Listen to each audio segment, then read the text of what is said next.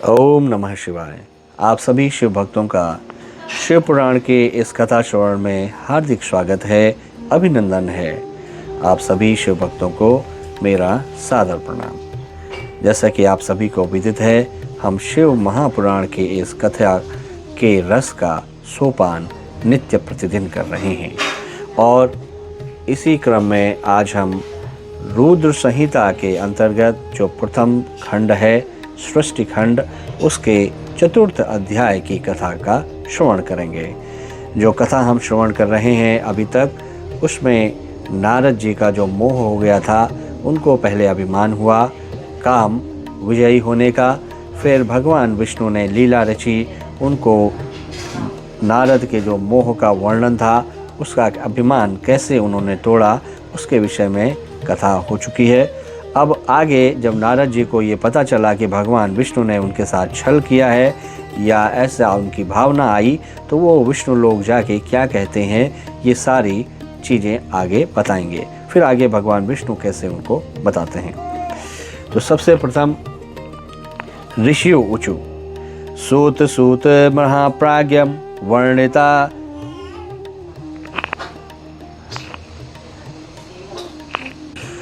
सूत सूत महाप्राज्ञम वर्णिता है अद्भुत कथा। धन्या तु शाम्भवी माया तदाधीनं चराचरं गतयो गणयो शंभो स्वमय स्वयमात्मेच्छया विभो किंचकारा मुनि क्रुद्धो नारदा स्मर्विह्वला। सूत उवाच विमोहिनो मुनिर्दत्त्वा तयो शापं यथोचितं जले मुखं निरीक्षायं स्वरूपं गिरीशेच्छया शिवेच्छया न प्रबुद्धा स्मृत्वा हरिकृतच्छलं क्रोधं दुर्विषहं कृत्वा विष्णुलोकं जगामः। उवाचं वचनं क्रुद्धा समद्वेव पावकः दुरोक्ति गर्भितं व्यङ्गा नष्टज्ञान शिवेच्छया। तो सूत जी कहते हैं कि विमोहित मुनि ने जो उनको नारद जी जो मोह से वश में आ गए थे, भगवान जो शंभु की माया थी, उसमें नारद जी मोहवश अपने आप को काम विहीन समझ रहे थे और वो माया की वजह से ही वो सारी माया जनित चीज़ें हुई और वहाँ पे उसके बाद उनकी इच्छा पूर्ण न होने के कारण वो क्रुद्ध भी हो गए और भगवान विष्णु के लोक में जाने के लिए उद्यत हुए और वहाँ जाके भगवान को क्रुद्ध वचनों के साथ उन्होंने कहा। क्या कहा वो आगे अब हम सुनेंगे। तो नारद ने कहा, नारद उवाच हे हरे त्वं महादुष्ट कपटी विश्वमोहना परोत्साहं न सहसे मायावी मलिनाशयः। कि नारद जी ने कहा, हे हरे तुम दुष्ट हो, कपटी हो, समस्त विश्व को मोह में डाले रहते हो, दूसरों का उत्साह या उत्कर्ष तुमसे सहा नहीं जाता, तुम मायावी हो और तुम्हारा अंतःकरण क्या है, मलिन है। मोहनी रूपमादाया कपटं कृतवान् पुरा असुरेभ्योपाय यस्तत्वं वारुणी अमृतम नहीं। पूर्व रूप में भी तुमने मोहनी रूप धारण करके असुरों को छल कपट से अमृत का पान नहीं कराया था और देवताओं को वो अमृत का पान कराया था। चेत पिबेन विषम रुद्रो दया कृत्वम महेश्वरा भवे नष्टा खिला माया तब व्याज व्रते हरे। अब देखिए क्या कह रहे हैं, नारद जी कह रहे हैं कि तुम जो हो, भगवान विष्णु से कह रहे हैं कि तुम छल कपट में अनुराग रखने वाले हरे, यदि महेश्वर रुद्र दया करके विष न पी लेते तो तुम्हारी सारी माया उस दिन समाप्त हो जाती और कपटपूर्ण जो तुम्हारा चाल है, तुम्हारी जो कपटपूर्ण चाल तुम्हें अधिक प्रिय है, तुम्हारा स्वभाव अच्छा नहीं है, तो भी भगवान शंकर ने तुम्हें स्वतंत्र बना दिया है। ठीक है, ये कह रहे हैं। गति सकपटा तेज अति प्रिया विष्णु विशेषता स्वादु स्वभावो न भवा स्वतंत्रा प्रमुणा कृता कृतं समुचितं नैवं शिवेन परमात्मनं तत्प्रभावो बलं ध्यात्वं स्वतंत्र कृतिकारकः त्वद्गतिं सुसमाज्ञाय पश्चात्तापमवापसः विप्रं सर्वोपरि प्राह स्वोक्तवेद प्रमाणकृत त्यज्यत्वाहं हरे त्वादा शिक्षयिष्यामि तद्बलात् यथा न कुर्या कुत्रापि दृशं कर्म कदाचन अद्यापि निर्भयसत्वं हि सङ्गनापस्तस्विन इदानीं लप्स्यसे विष्णु फलं स्वकृत् कर्मणः इत्युक्त्वा हरिं सोऽवत् मुनिर्माया विमोहिता शशाप क्रोधनिर्विण्णो ब्रह्मतेज प्रदर्शयन् स्त्रीकृते व्याकुलं विष्णु मामाकार्षि विमोहका स्त्रीकृते व्याकुलं विष्णु मामकार्षि विमोहका अन्वकार्षि स्वरूपेण येन कापट्यकार्यकृत् तद्रूपेण मनुष्यत्वं भवो तद् दुःखभुग्धरे यन्मुखं कृतवान् मे त्वं ते भवन्तु सहायिनः त्वं स्त्रीवियोगजं दुःखं लभस्व परदुःखद मनुष्यागतिकः प्रायो भावाज्ञानविमोहितः इति शप्त्वा हरिं मोहन् नारदो ज्ञानमोहितः विष्णुजग्राहतं शाप प्रशंसन् शाम्भवीमजाम् अथ शम्भो महालीलो निष्कर्ष विमोहिनीं स्वमायं मोहितो ज्ञानी नारदोऽप्यभवद्वया अन्तर्हितायां मायायां पूर्ववन्मति मानभूत नारदो विस्मृतमनः प्राप्तबोधो निराकुलः पश्चात्तापमवाप्याति निन्दिना स्वयं मुहुर्मुहुः प्रशंससा तदा मायां शाम्भवी ज्ञानमोहिनीम् अथ ज्ञात्वा मुनि सर्वा माया विभ्रमात्मनः अपतत्पादयो विष्णु नारदो वैष्णवोत्तमा हर्युपस्थापितः प्राह वचनं नष्ट दुर्मतिः मयं दुरुक्तयः प्रोक्ता मोहितेन कुबुद्धिना दत्तः शापोऽपि ते नाथ वितथं कुरु तं प्रभो महत्पापं कार्षहि यास्यामि निरयं ध्रुवं कमुपायं हरे कुर्या दासोऽहं ते तमादिश येन पापाकुलं नश्ये निरयो न भवेन्मम इत्युक्ता स पुनर्विष्णु पादयो मुनिसत्तमः पपात सुमति भक्त्या पश्चात्तापमुपागतः अथ विष्णुस्तमुत्थाप्य बभाषे सुनृतवचः विष्णुर्वाच न खेदं कुरु मे भक्त वरसत्वं नात्र संशयः शृणोतात प्रवक्ष्यामि सुहितं तव निश्चयात् निरयस्ते न भविता शिवा विधास्यति यदकार्षिः शिववचो वितथं मदमोहितः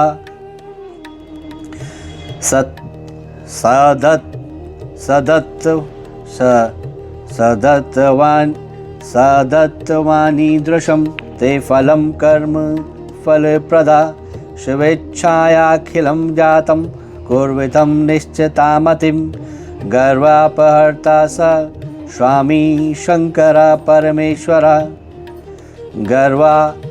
गर्वापहर्ता स स्वामी शङ्करः परमेश्वरः परं ब्रह्म परात्मा सा सच्चिदानन्दबोधनः निर्गुणो निर्विकारी च रजसत्त्वोत्तमः परा सा एवादाय मायां स्वां त्रिधा भवति रूपतः ब्रह्म विष्णु महेशात्मा निर्गुणो अनिर्गुणो अपि सः निर्गुणत्वे शिवावहौ हि परमात्मा महेश्वरः परं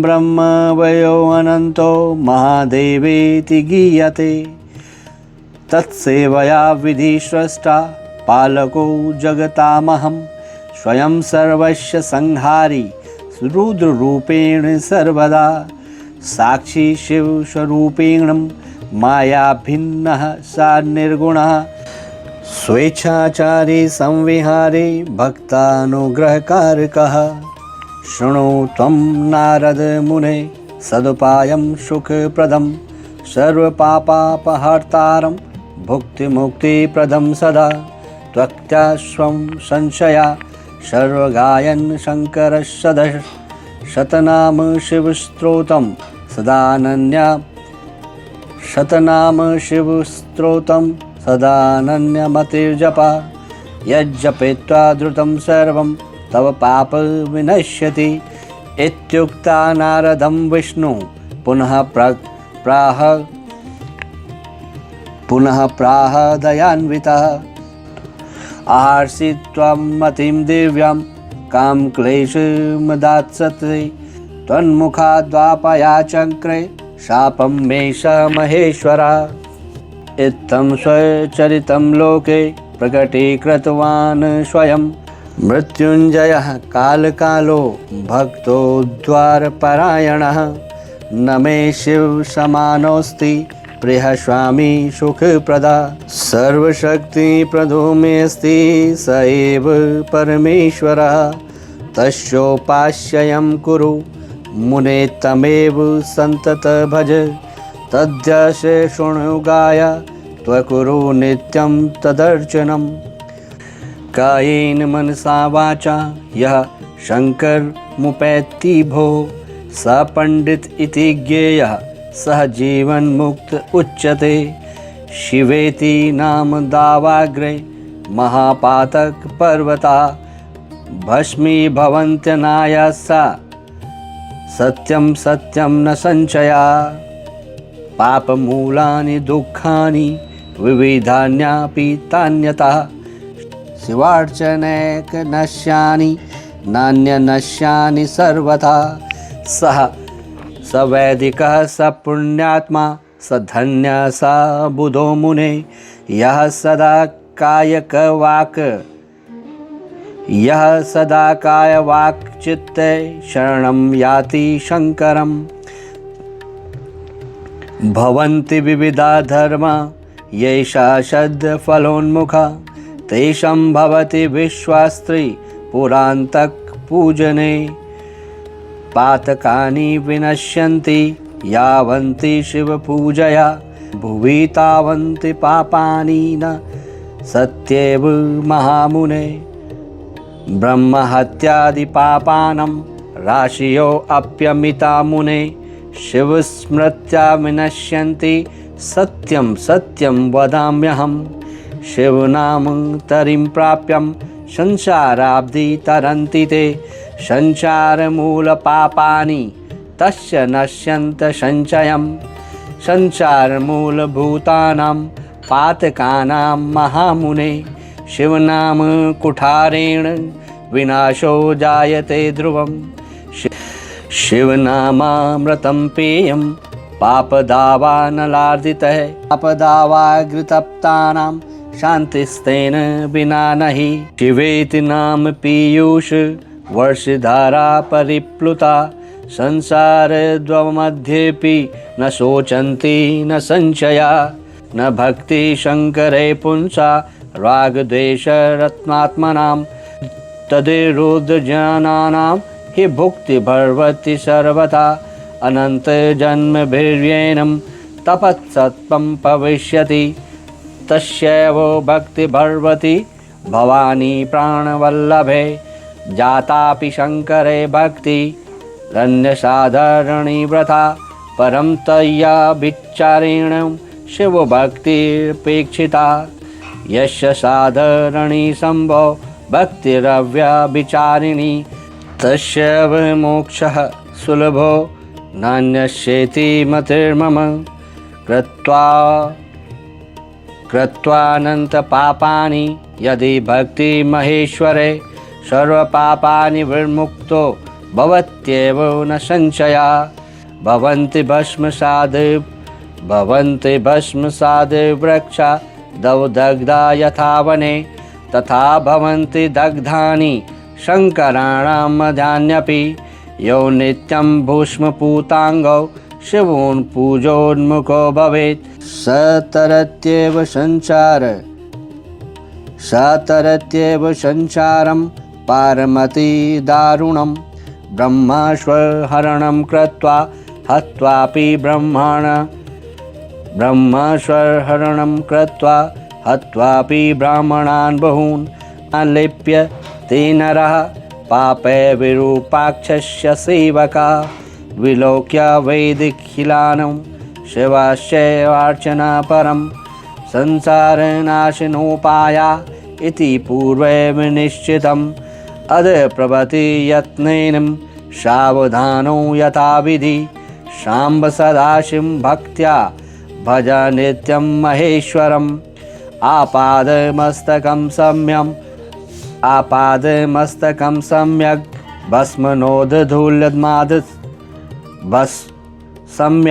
भस्मनोदधूल्यसादरं सर्वश्रुतिश्रुतं शैवं मन्त्रजपं षडक्षरं सर्वाङ्गेषु प्रयत्नेन रुद्राक्षान् शिववल्लभान् धारया स्वाति सद्भक्त्या समन्त्रं विधिपूर्वकं शृणु शैवीं कथा नित्यं वद शैवीं कथा सदा पूजयस्वाति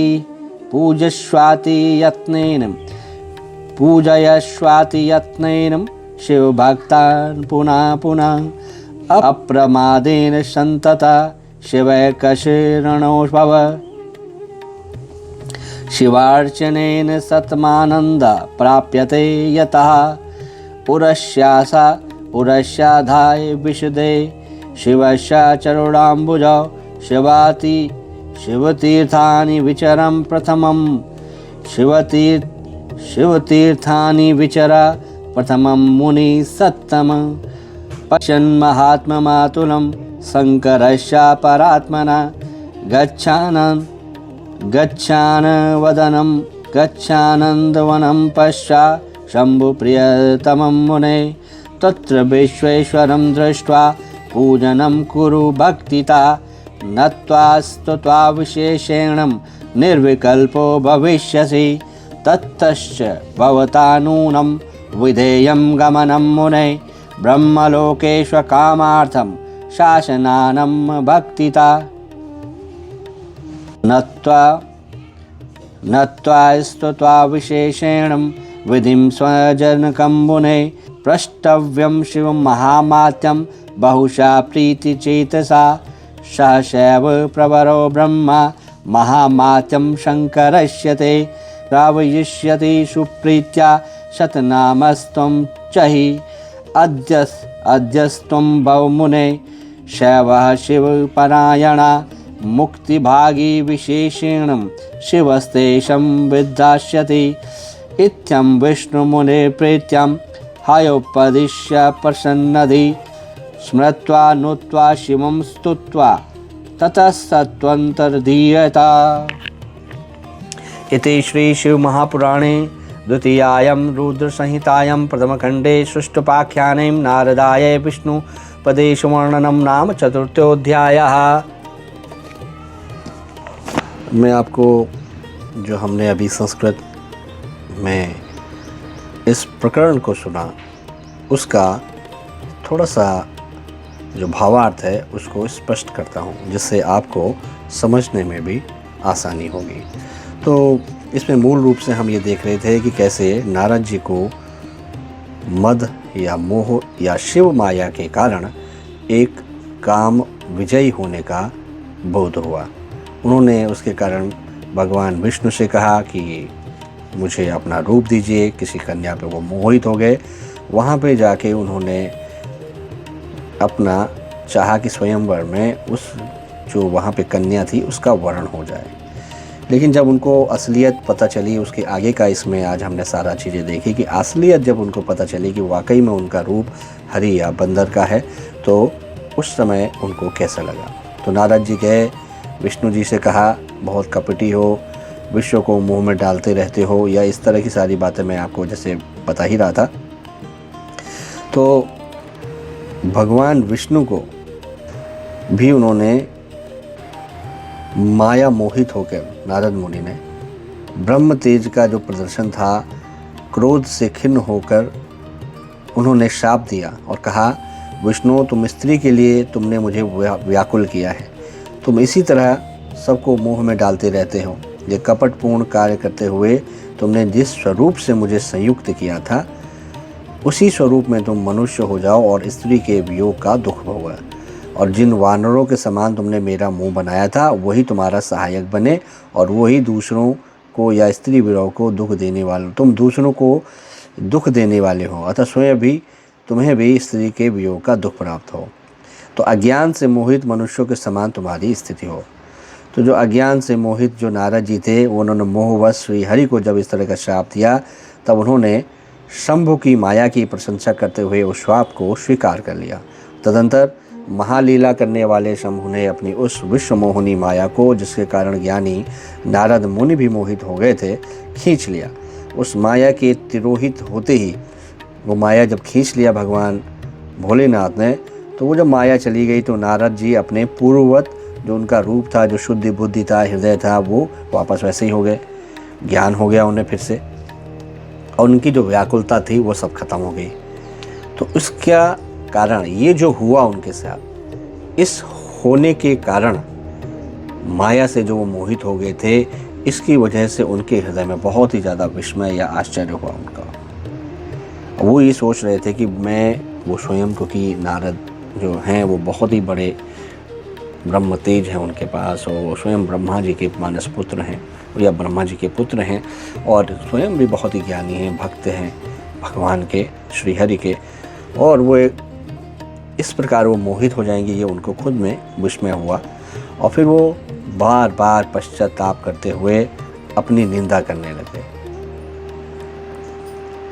तो उस समय उन्होंने ज्ञानी को भी मोह में डालने वाली जो भगवान शंभु की माया थी, उसकी तारीफ की, उन्होंने सराहना की, और ये जानकर कि माया के कारण ही वो भ्रम में पड़ गए थे, यह सब कुछ माया से ही जनित था, भ्रम था। वैष्णव शिरोमणि नारद जी भगवान विष्णु के चरण में गिर पड़े। ये सारी चीज़ें जब सच्चाई उन्होंने जान लिया कि ये सारा भ्रम था, माया था, तो वो विष्णु भगवान के चरणों में गिर पड़े। तो भगवान श्रीहरि ने उन्हें उठाकर खड़ा कर दिया, और उस समय अपनी दुर्बुद्धि नष्ट हो जाने के कारण वे यूँ बोले। क्या बोला उन्होंने? भगवान से कहा, नाथ, माया से मोहित होने के कारण मेरी बुद्धि बिगड़ गई थी, तो इसलिए मैंने आपके प्रति बहुत दुर्वचन कहे हैं, आपको श्राप तक दिलाना है।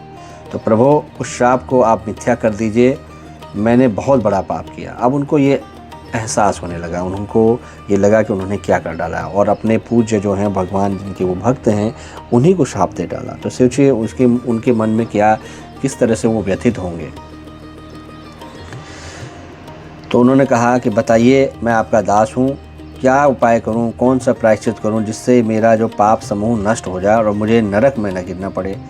ऐसा कहकर शुद्ध बुद्धि वाले मुनि शिरोमणि नारद जी पुनः भक्ति भाव से भगवान विष्णु के चरणों में गिर पड़े।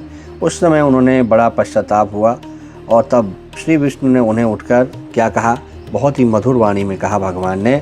सो भगवान विष्णु ने कहा, नारद तात, तुम खेद मत करो, अर्थात दुखी मत हो, तुम मेरे श्रेष्ठ भक्त हो, इसमें संशय नहीं है। मैं तुम्हें एक बात बताता हूँ, सुनो। उससे निश्चय ही तुम्हारा परम हित होगा, तुम्हें नरक में नहीं जाना होगा, भगवान शिव तुम्हारा कल्याण करेंगे। तुमने जो मद से मोहित होकर भगवान शिव की बात नहीं मानी थी, क्योंकि भगवान शिव ने उन्हें कहा था ऐसा, तो उनकी बात उन्होंने नहीं मानी, उन्होंने अवहेलना कर दी थी।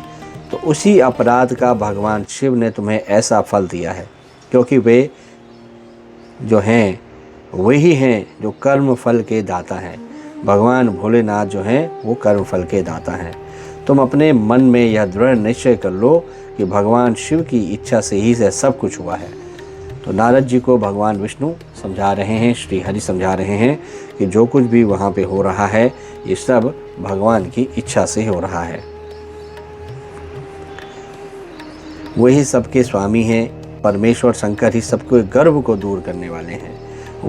वही परम ब्रह्म परमेश्वर हैं, परमात्मा हैं, और उन्हीं का जो सच्चिदानंद रूप से बोध होता है, वे निर्गुण और निर्विकार हैं। सत्व, रज और तम ये जो तीनों गुण हैं उनसे परे हैं, वे गुणातीत हैं। वे ही अपनी माया को लेकर ब्रह्मा, विष्णु और महेश इन तीनों रूपों में प्रकट होते हैं। तो भगवान शिव जो हैं वे स्वयं ही प्रकट होते हैं ब्रह्मा, विष्णु, महेश के रूप में माया को लेकर। निर्गुण और सगुण भी वही हैं।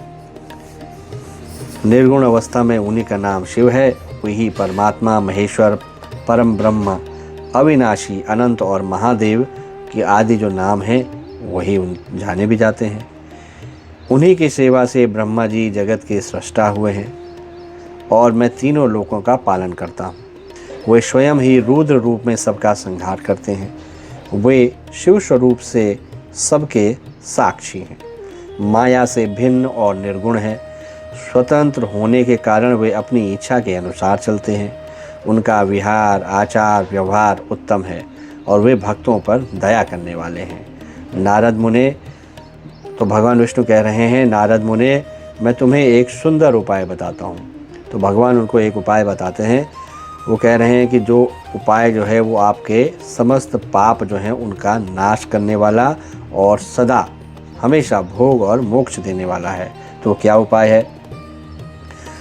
तो भगवान विष्णु कह रहे हैं, अपने सारे संशयों को त्याग कर तुम भगवान शंकर के सुयश का ज्ञान, अपने सारे संशयों को त्याग कर भगवान शंकर के सुयश का ज्ञान करो, सुयश का गान करो और सदा अनन्य भाव से शिव के शतनाम स्तोत्र का पाठ करो। मुने, तुम निरंतर उन्हीं की उपासना और उन्हीं का भजन करो। उन्हीं के यश को सुनो और गाओ तथा प्रतिदिन उन्हीं की पूजना अर्चना करते रहो। तो भगवान जी कह रहे हैं कि जो शरीर, मन और वाणी द्वारा भगवान शंकर की उपासना करता है उसे पंडित या ज्ञानी जानना चाहिए। वह जीवन मुक्त कहलाता है।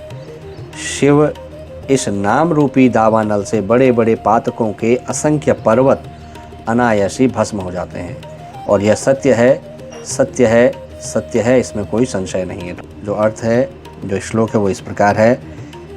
शिवेति नाम दावाग्ने महापातक पर्वता भस्मी भवन्त्य नासायत सत्यम सत्यम न संशयः।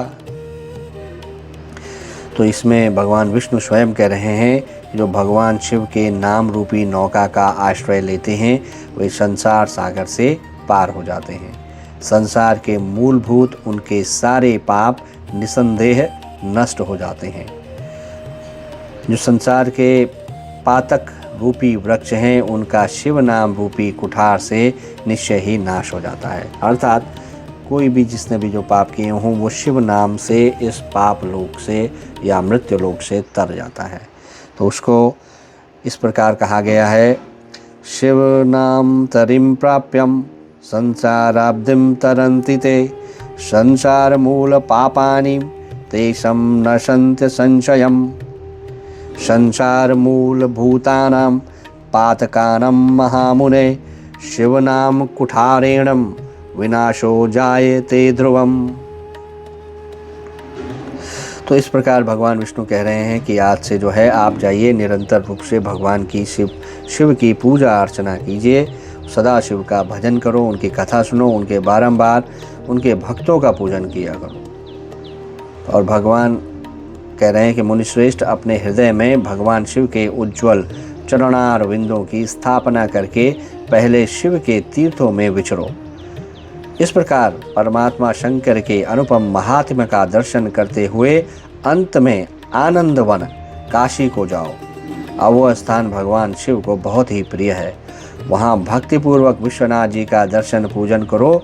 विशेषतः उनकी स्तुति वंदना करके तुम निर्विकल्प हो जाओ, अर्थात संशय रहित हो जाओ। नारद जी, इसके बाद तुम्हें मेरी आज्ञा से भक्तिपूर्वक अपने मनोरथ की सिद्धि के लिए निश्चय ही ब्रह्मलोक में जाना चाहिए। वहाँ अपने पिता ब्रह्मा जी की विशेष रूप से स्तुति वंदना करके तुम्हें प्रसन्नतापूर्वक हृदय से बारंबार शिव महिमा के विषय में प्रश्न करना चाहिए। ब्रह्मा जी शिव भक्तों में श्रेष्ठ हैं। वे तुम्हें बड़ी प्रसन्नता के साथ भगवान शंकर का महात्म्य और शतनाम स्तोत्र सुनाएंगे। मुने, आज से तुम शिव आराधना में तत्पर रहने वाले शिव भक्त हो जाओ और विशेष रूप से मोक्ष के भागी बनो। भगवान शिव तुम्हारा कल्याण करेंगे। इस प्रकार प्रसन्नचित हुए भगवान विष्णु नारद मुनि को प्रेम पूर्वक उपदेश देकर श्री शिव का स्मरण वंदन और स्तवन करके वहां से अंतर्धान हो गए। तो इस प्रकार ये जो हमने कथा जो हम सुन रहे थे वो यहाँ पे संपूर्ण होती है। भगवान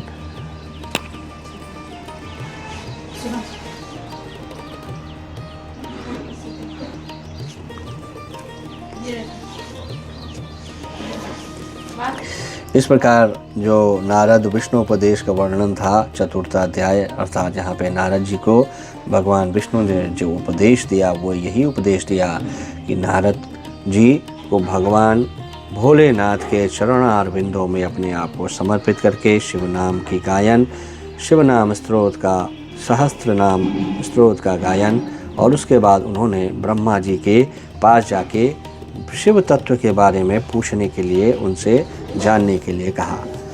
तो इस प्रकार ये सार है जो आज हमने चौथा अध्याय था संस्कृत मूल में उसको पढ़ा या उसकी कथा का श्रवण किया। भक्तों, उम्मीद है आप सभी से कि भगवान शिव के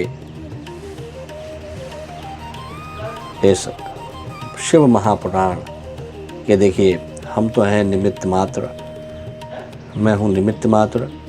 ये जो कथा कहने का जो अवसर है भगवान की कृपा से ही मिला है और हम ज़्यादा से ज़्यादा इसमें मेरी कोशिश है कि अधिक से अधिक लोगों तक ये पहुँचे विशुद्ध रूप से।